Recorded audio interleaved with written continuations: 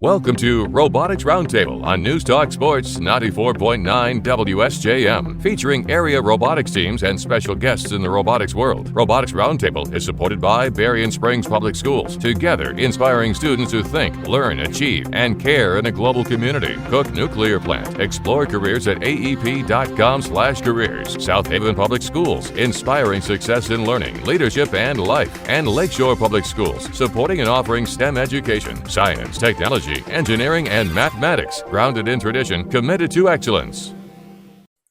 Hello and welcome to Robotics Roundtable on News Talk Sports 94.9 WSJM. I'm your host, Tim Dunai. We meet here every Tuesday at 6 p.m. to discuss high school robotics with the Southwest Michigan area robotics teams. You can also catch any Robotics Roundtable discussion you missed on WSJM.com as a podcast, or see the video of our discussion on WSJM's Facebook page. Again, every Tuesday evening. And I'd like to welcome in a couple of guests that we have. Last week, we introduced some folks from First Headquarters in New Hampshire, and now we're broadening out past Southwest Michigan. I'd like to bring in the Chief Judge Advisors for First, and I'll let them introduce themselves and maybe what that first Judge Advisor, Chief Judge Advisor role is. And we always start with ladies first. So, Cindy? Thank you, Tim. Glad to. So my name's Cindy Stong, and I'll just give you a couple hints about myself. I live in southern New Mexico, and I retired there after 30 years of the Boeing company, mostly in Seattle, as a program manager and a mechanical engineer. And I've been doing First for about 18 years, starting with Stack Attack in '03. So Stack Attack, a name of a game. We'll come back to that one too. So for the non-listener, for the non-robotics people, and our other co-chief judge advisor. Yeah, thanks for having us, Tim. My name is Alan Bancroft, and I've been with the First Robotics program for probably going on 22 years now.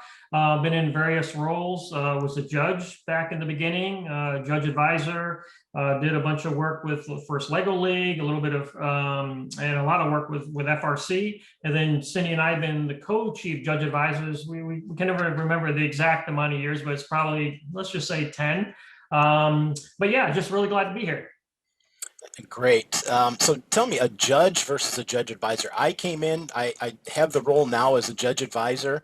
I get you as my volunteer bosses someplace along the chain of command, but I started as a judge, and I was invited to come, and I was hooked probably from the very first moment. So talk about a judge and a judge advisor, the role there, and how someone grows from a judge to a judge advisor. Either one of you.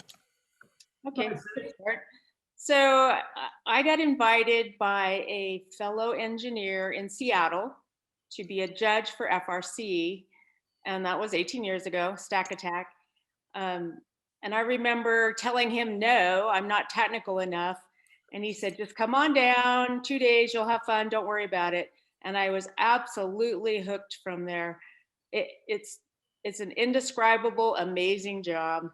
So Cindy, I have to ask this. You said you felt you weren't technical enough, and I do hear that when I talk to judges or people that come volunteers. I don't think I'm technical enough, and I think way back when, I probably even thought that myself. You have a mechanical engineering degree, a background. How could you not feel that you were technical enough? I didn't know anything about robotics. I was working on airplanes and actually airplane interiors, so I thought, I don't know anything about robotics. But I was assured that I'd be trained at a dinner, and so I went just with my fingers crossed. And not only are you trained, you're paired up with somebody that knows what they're doing, and even better, the kids tell you the answers. Yes. So Alan, what I heard was Cindy was hooked when she said somebody said there's a dinner. That's kind of what I thought I heard. How about you, the experience of, because I think both of you are, but maybe Alan, you could elaborate too, the judging aspect, but also you've been involved with the team. Yeah, my son actually founded Team 6334 Illuminati Robotics back a few years ago. And it was funny, he was on a First Robotics team, and then he came home one day and said, hey, Dad, I'm going to go start a team. Of course, yeah, you go start a team. The next thing I know, hey, Dad, I have a bunch of kids coming to the house. Where'd that come from? Yeah, so very fortunate. We've been doing robotics for a long time. And, I think, just back to one of your questions from judge and judge advisor, one of the things I would say differentiates the two, and even for my case, I was a judge. I was asked to be a judge at the VCU Regional back in 22 years ago as a judge.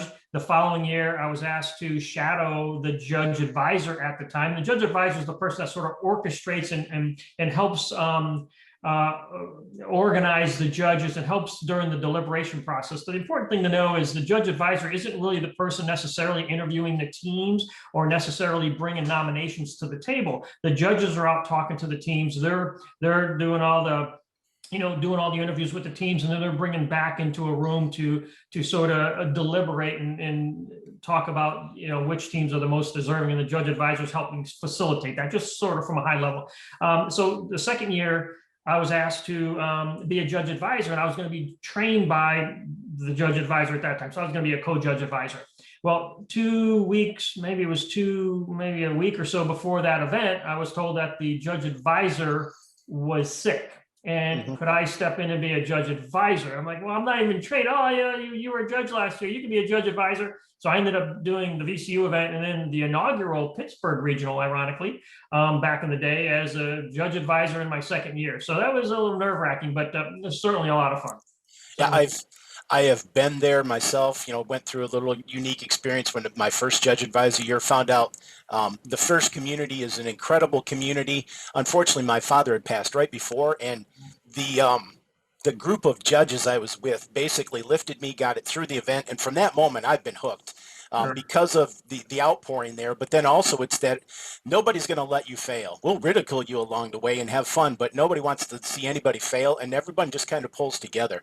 And I am a horrible judge. I am my worst nightmare as a judge, because the judge advisor role shortened is we herd cats. We need to pull everyone together at the right times, and we don't make a decision. We just kind of help them get to where they need to be. But herding cats, and if I have a 10-minute interview with a team, that's like 25 minutes per team. And you guys know as a judge advisor, that just doesn't work for what we need to get done. Well, one thing we all know on this call is there's no exit strategy, right? So once you get in, you're absolutely hooked. And it's hard to explain to people how exciting and how infectious, being part of the organization is. Once you can get people to either go to an event and, you can try to explain what, these amazing kids are doing at these events, but until you can actually get somebody there and show them what's happening, it's really hard to get it. And then once you get in, as we say, there's no exit strategy.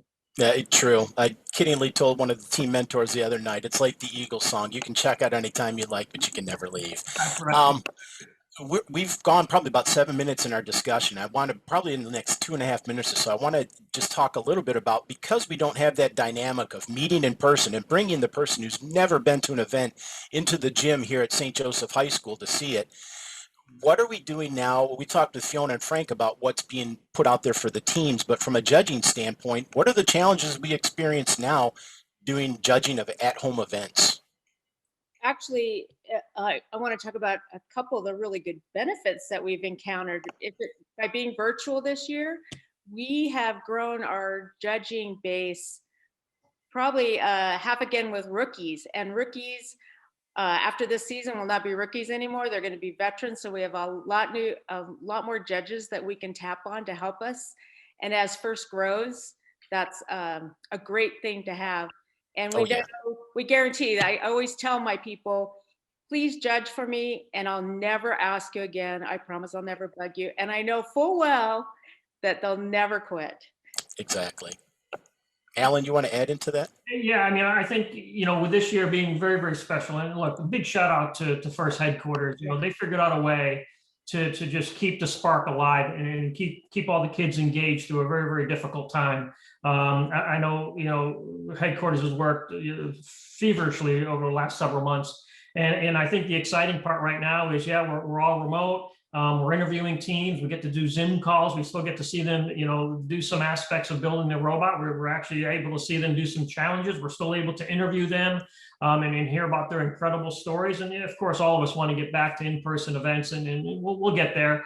But this year, it really is an opportunity for judges that, I'm not going to go downtown and spend 2 days to judge an event. I don't really know what it's about, but hey, we need you on the phone for 2, 3, 4 hours to interview some really cool teams and hear what these kids are doing. Oh, okay. And then all of a sudden now we're hearing that, why didn't you ask me before? Well, we kind of did ask you before.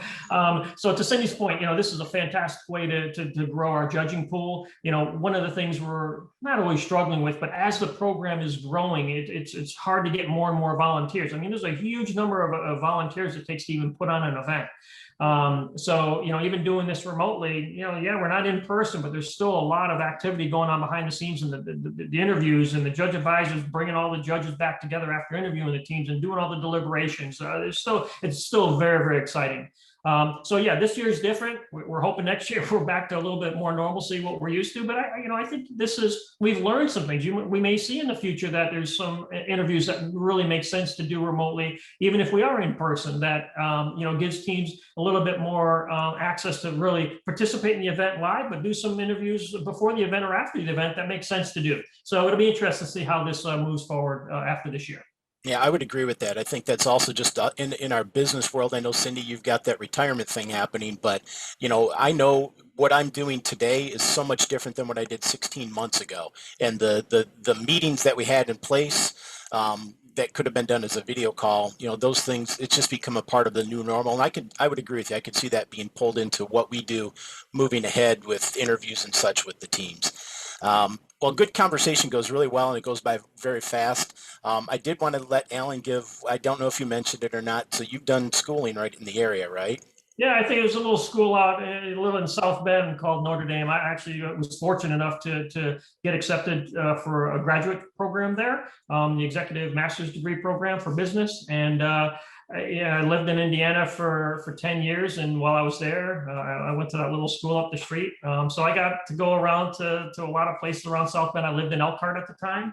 Gotcha. And, yeah, so I was very fortunate. A great place to go to school, and certainly a great place in the country to live. So it was very exciting.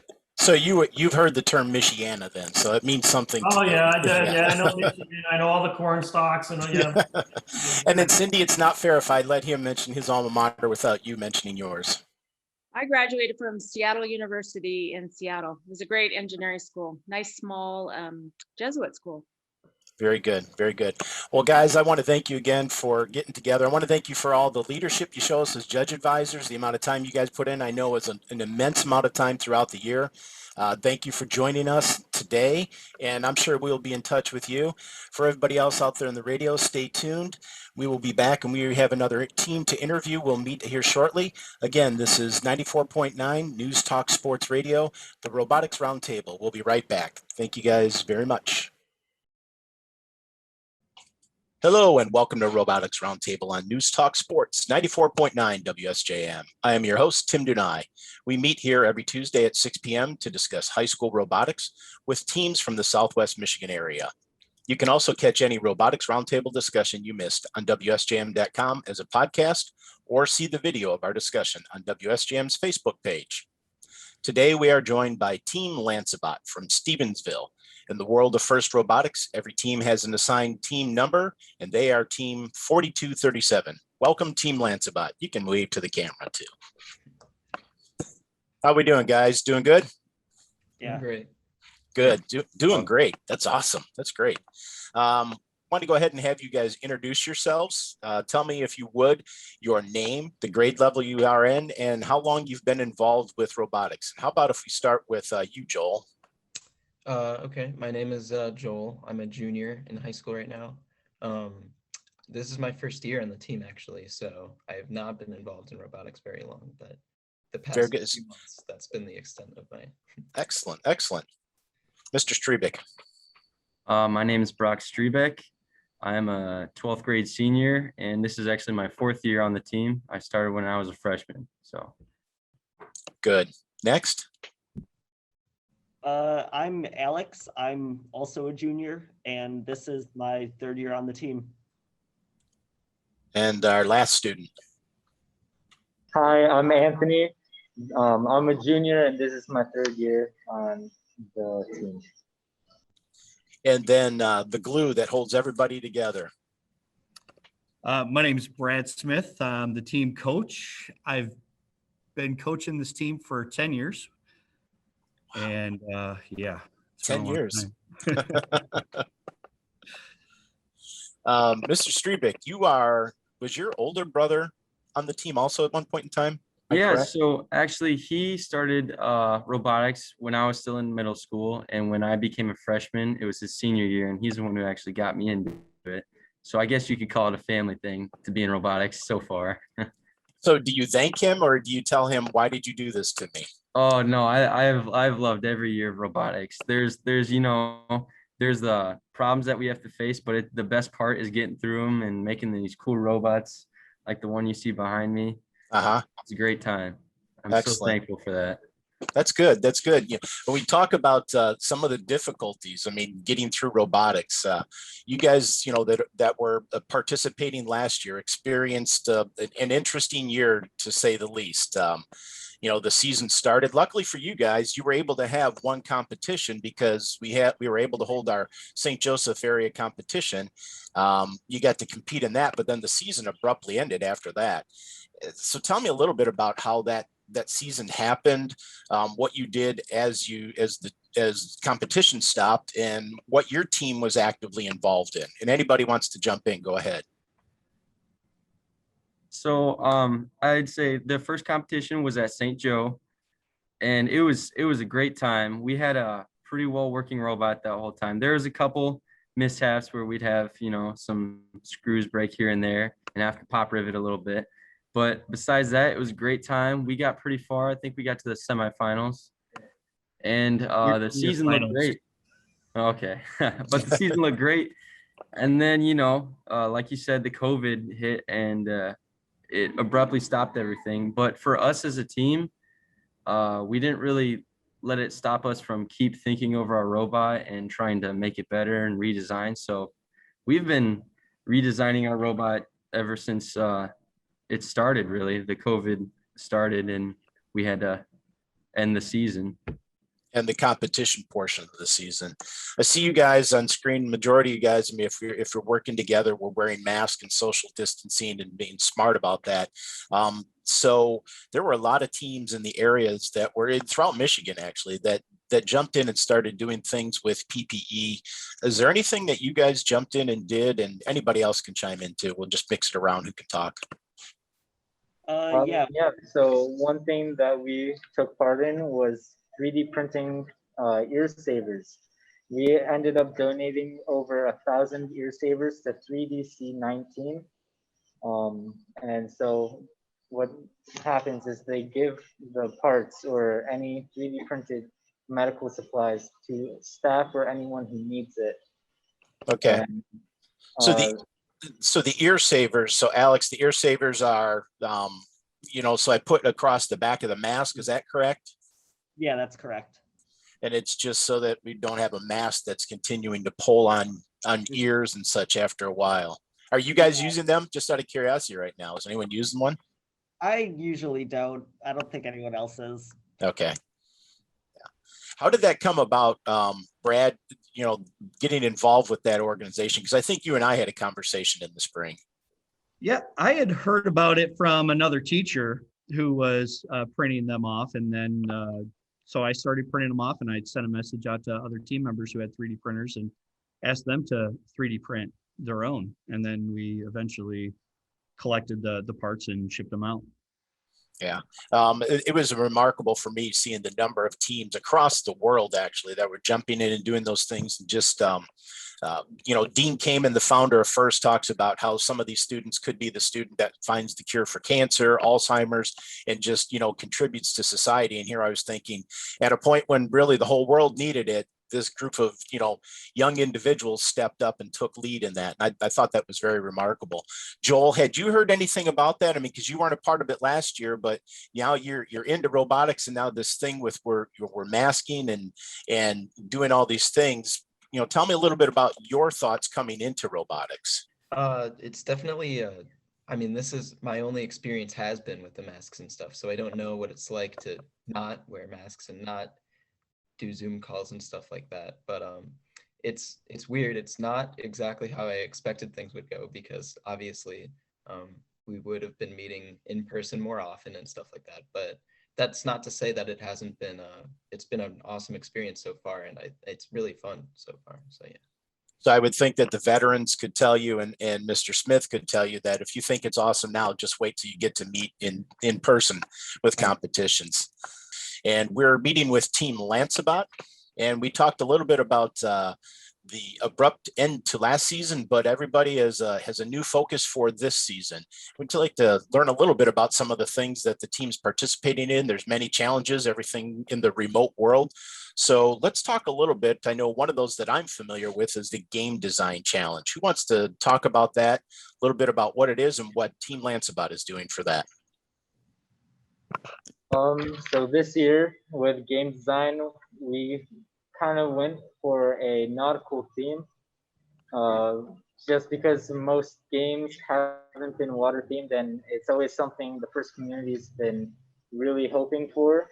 So we took it upon ourselves to kind of create a nautical theme that would be enjoyed or fun to watch, but really, really intriguing for the people driving the robots and being the human players. So anybody who's not participated or been to a game, or the opportunity this year is for a team to design what the game will be, from the elements that are involved in the game, the play of the game, the time, the challenges that are within the game. And the potential is for this, we did an interview actually with some of the people at First in regards to what they're doing with game design. And they're hoping that whoever the ultimate winner is of this, their game will kind of be locked into a vault, and it may become it may become part of a game that you see someplace down the road. So that's pretty cool. And the water game piece, that's something in First everybody kind of jokes about. So I'm glad that you guys took it down a nautical theme. I like that. So in addition to the game design challenge, which is a remote challenge, and correct me if I'm wrong, guys, do you have to do an interview or present to judges for that information? Yeah. We've had a lot of time going into making sure that our presentations are top notch for the judges. We want to have our best shot going forwards at this, and we're really passionate about all of our ideas.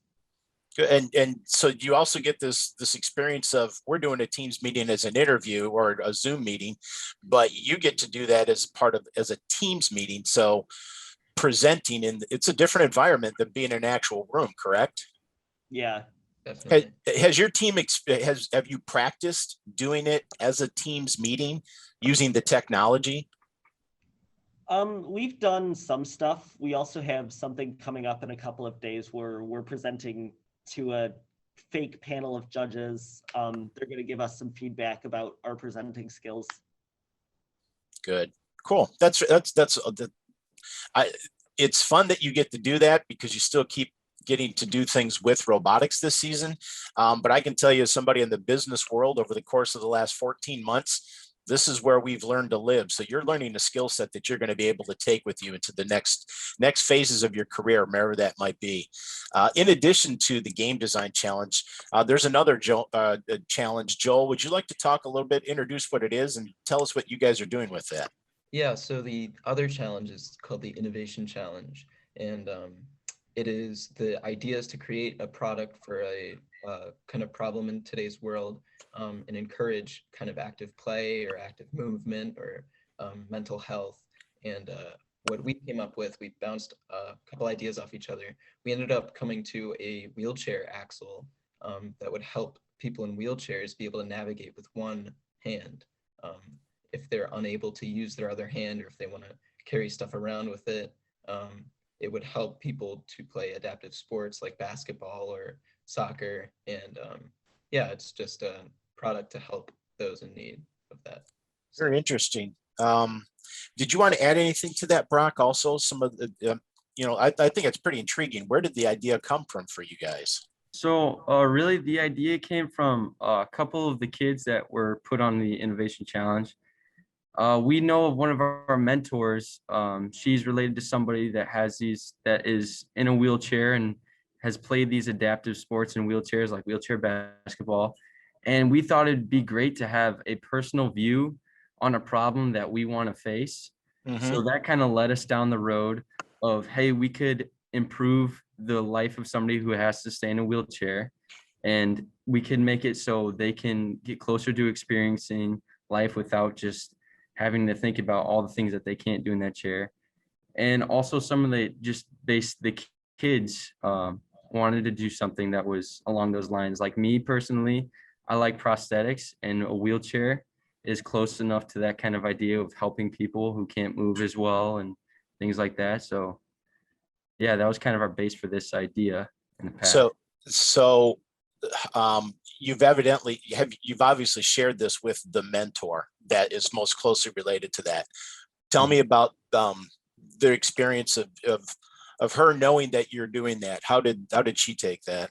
I think she took it in the best way possible. She realized that it was a problem that she was very personally affected by, and came to us with a lot of resources that we could use, and did her best to help us in our path to create our idea, and even get to some people that would help us, like some professional opinions, like this Mr. Hughes has helped us. He's one of these people that's helped us along the way. So she actually led us to a lot of improvements, actually, which was helpful. Yeah.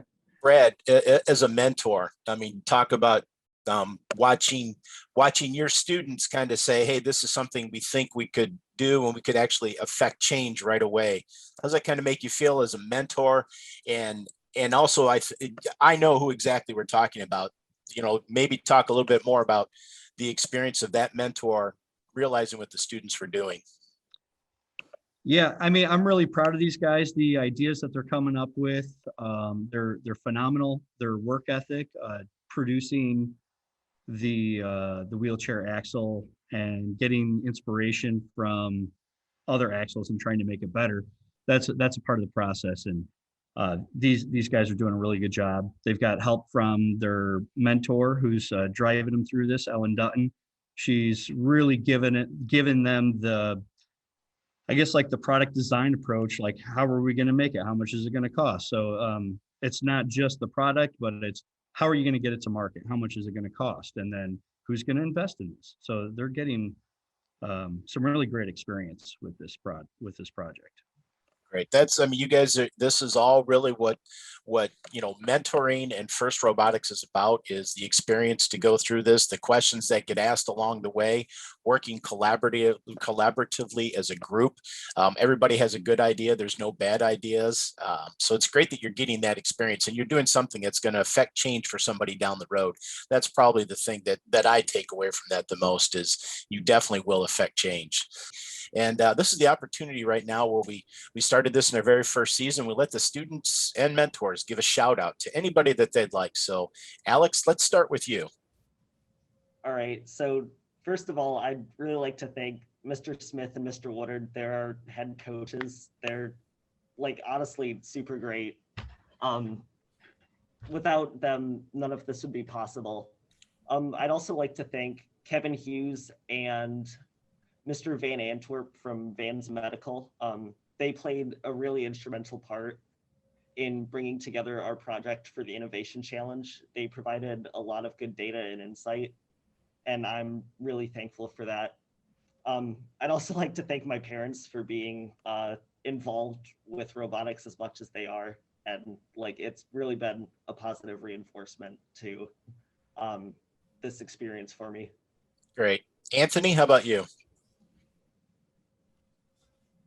I'd like to give a special shout out to all of my fellow team members. They've put a lot of hard work in this season and last season. And I'd also like to give a shout out to all of our mentors as well. They're always here to help us through everything, whether we have a question on how things work or what are we doing wrong. They're always there to support us. Mr. Smith, thank you for all the awesome opportunities that I've had over the past 3 years. It's been amazing. And then I'd also like to have a special shout out for Miss Dutton, as well as Mr. Hughes and Supreme Casting for helping us along the way with Innovation Challenge. Excellent. Excellent. Joel, how about you, sir? Well, definitely I would like to shout out two of my friends, is Sean and Elliot, who are on the team. They're the two guys that convinced me to join this year because this is my first year. They were always talking about how fun robotics is, all the competitions and just the process of designing and everything. And they're really what got me into it. So definitely a big thank you to them. Obviously, Mr. Woodard is the head of our software team, and he's done a great job of teaching me how to code robots because, again, I was not used to any of that before I came in here. So, and just everyone else on the software team, they've done a great job of helping teach me and deal with me not knowing how to do stuff. So thank you to them. Great. Brock? Well, I'd say there's three main people. It's my brother, Mr. Smith, and Mr. Woodard. Because when I was a freshman, I never had any idea I was going to be a part of robotics.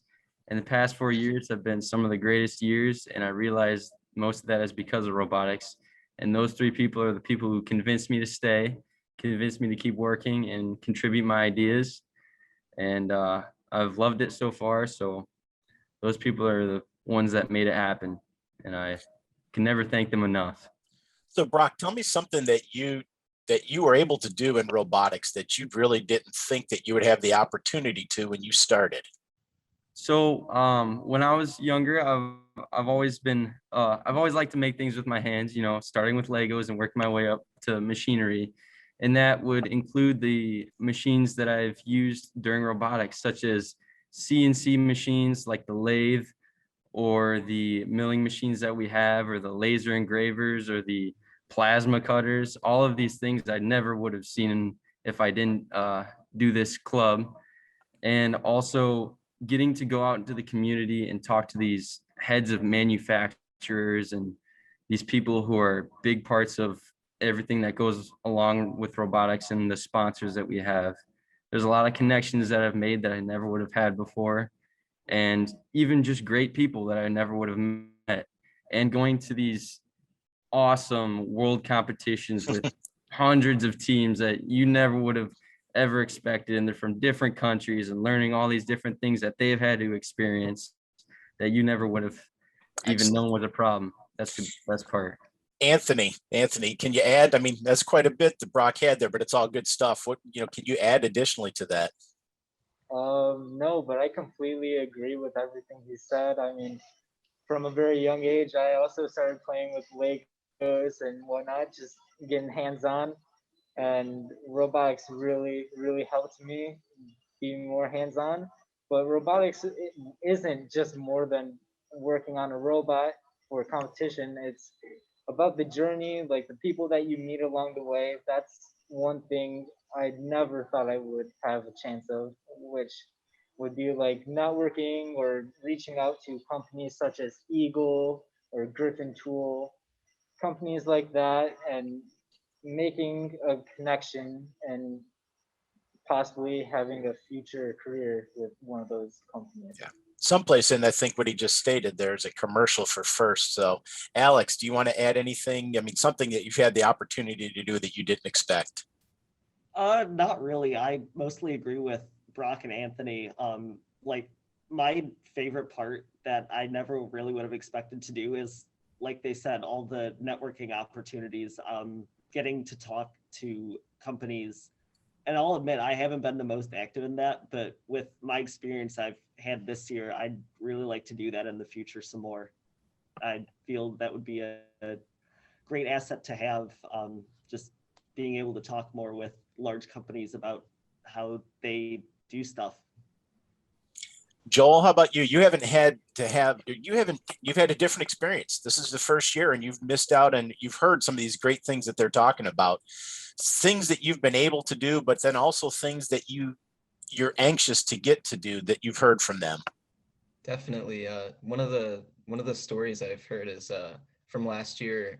There was a competition against, I don't exactly, somebody might want to help me with this because I wasn't there, but I think there was the hook thing at the end and the whole crowd went crazy, and they always love to talk about that story, and it makes me jealous.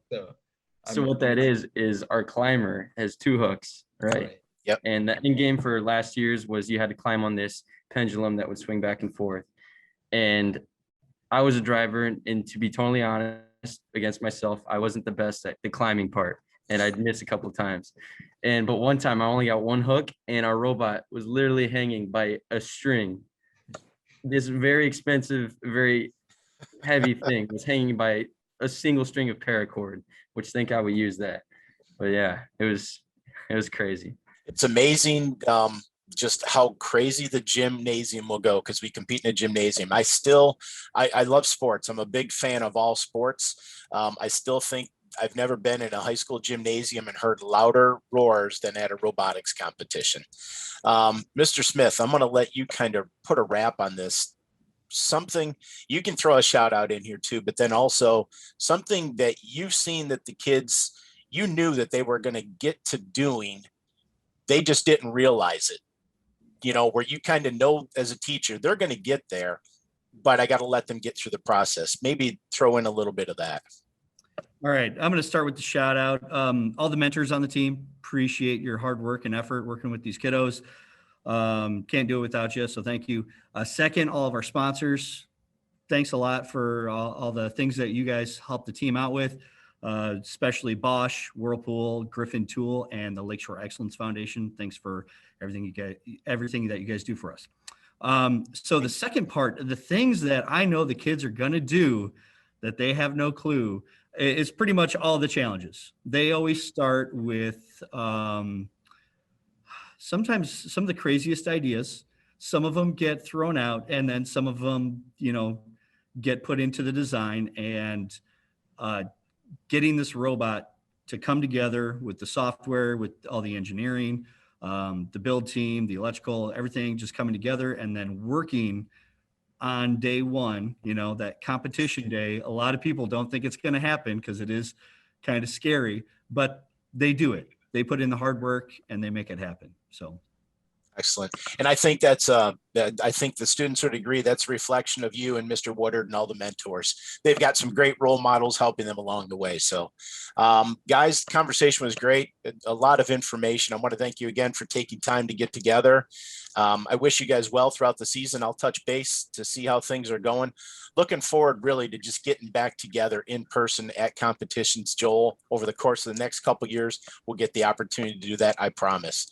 Again, 94.9 WSJM Robotics Roundtable. We will meet here every Tuesday. We look forward to talking to everybody next Tuesday. Have a great night. Stay safe, guys. Thanks. Thank you. thank you.